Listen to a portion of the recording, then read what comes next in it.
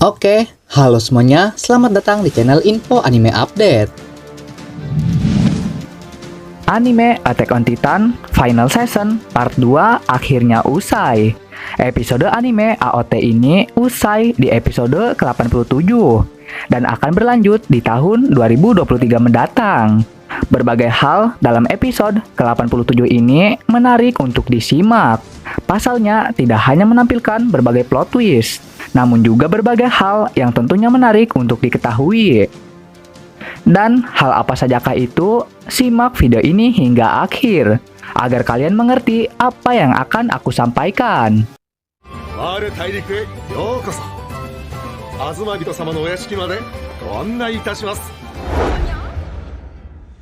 Fakta menarik pertama adalah tujuan Hanji beserta pasukannya untuk mengintai.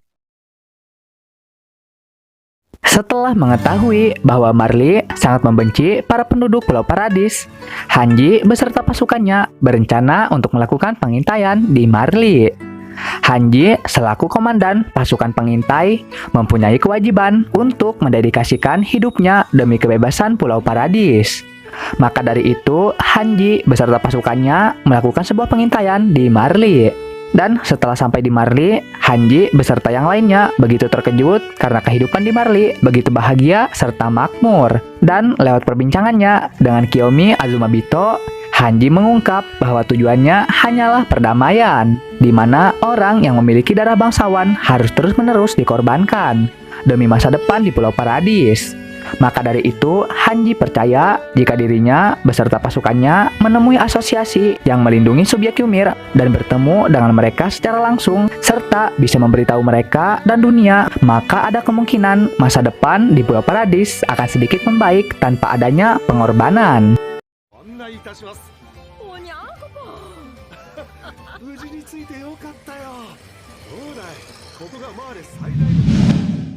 Fakta menarik kedua adalah Eren yang menginginkan kepastian.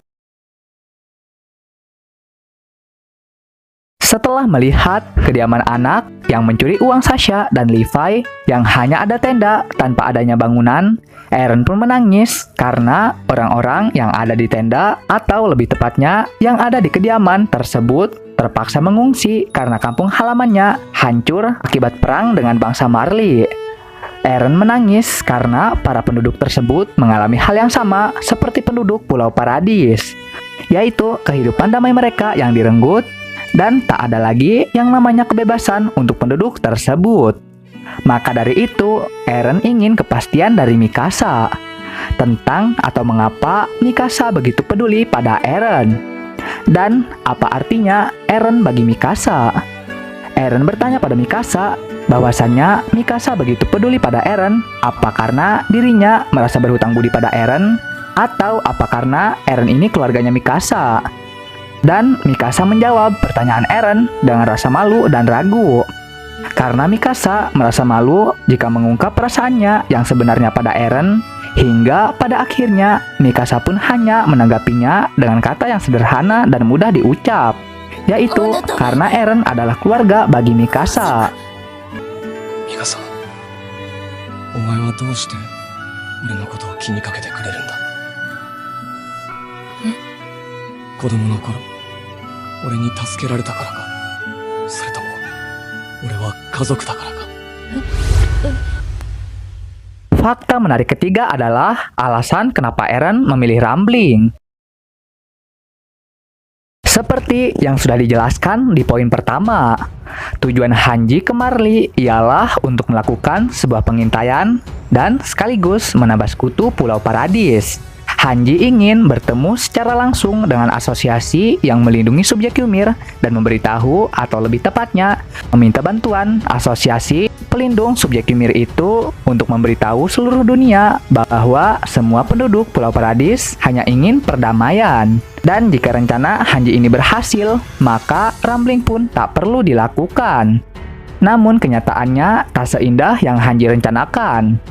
Alih-alih mendapatkan sekutu dan memberitahu dunia bahwa Paradis hanya ingin perdamaian, Hanji dan para pasukannya malah mendapati bahwa asosiasi pelindung subjek Ymir tersebut tidak bisa menerima subjek Ymir di Pulau Paradis. Dan lebih parahnya lagi, asosiasi tersebut meminta bantuan para imigran yang merupakan subjek Ymir untuk bersatu dengan asosiasi itu dan mendeklarasikan perang terhadap Pulau Paradis. Karena bagi asosiasi tersebut, musuh yang seharusnya musnah adalah semua subjek Ymir yang ada di Pulau Paradis. Karena kecewa terhadap pernyataan tersebut, Eren pun meninggalkan tempat itu dan menulis surat, lalu pergi ke tempat Yelena dan Zeke dan mengatakan pada Yelena bahwasanya Eren setuju dengan rencananya Zeke. Namun, karena Eren hanya ingin mendapatkan kekuatan founding Titannya saja, pada akhirnya ia pun harus mengajak vlog dan membicarakan niat aslinya, yaitu memanfaatkan Zeke demi mendapatkan kekuatan founding Titan dan melakukan rencana rambling demi masa depan semua orang di Pulau Paradis. ふりをする。お前もそうしろ。世界を滅ぼす。すべての敵をこの世から一匹残らず駆逐する。 Fakta menarik keempat adalah efek samping kekuatan klan Ackerman hanyalah sebuah kiasan. Lewat pembicaraan Eren dengan Zeke, Eren bertanya pada Zeke mengenai efek samping klan Ackerman yang selalu mengalami sakit kepala karena para Ackerman tersebut yang selalu berupaya melawan instingnya demi memenuhi dan mematuhi perintah majikannya. Namun, Zeke meragukan kiasan tersebut. Karena menurut Zeke, efek samping yang sering dialami para Ackerman, yaitu sakit kepala, juga pernah dialami Pak Sapar maupun para pemilik Titan. Jadi intinya, ketika kekuatan seorang Ackerman terbangun, lalu mengalami sakit kepala, gejala tersebut sebenarnya hanyalah gejala biasa yang bisa menimpa para manusia Titan sekalipun. Dan fakta bahwa para Ackerman yang tak mempunyai kehendak atas dirinya sendiri yang pernah Eren ucapkan pada Mikasa pun itu hanyalah sebuah kebohongan. Karena pada dasarnya para Ackerman pun hanyalah manusia pada biasanya. Hanya saja klan Ackerman mempunyai kekuatan yang sama seperti para manusia Titan. Dan tentunya para Ackerman pun mempunyai kebebasannya sendiri seperti orang normal pada umumnya. なあエレン、その行為には正体も習性もやむにやまれる理由もない。ただお前の Fakta menarik kelima adalah ternyata para kolosal Titan ke Marley dengan berenang. Jujur, pada saat Eren dan para kolosal Titan mau menembus pertahanan aliansi di perairan Marley, saya sendiri merasa terkejut karena para kolosal Titan menembus pertahanan tentara Marley angkatan lautnya dengan cara berenang.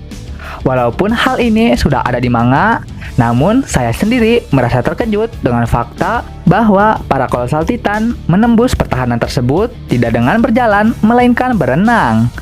Saya selalu berpikir bahwa para kolosal Titan selalu berjalan, karena pada dasarnya mereka adalah raksasa yang besar dan tinggi. Jadi di lautan pun mereka akan berjalan. Namun kenyataannya bahwa kolosal Titan pun tak bisa menyaingi ketinggian dari dalamnya lautan. Jadi dengan kata lain, para kolosal Titan pun hanyalah sebagian kecil dari bumi ini.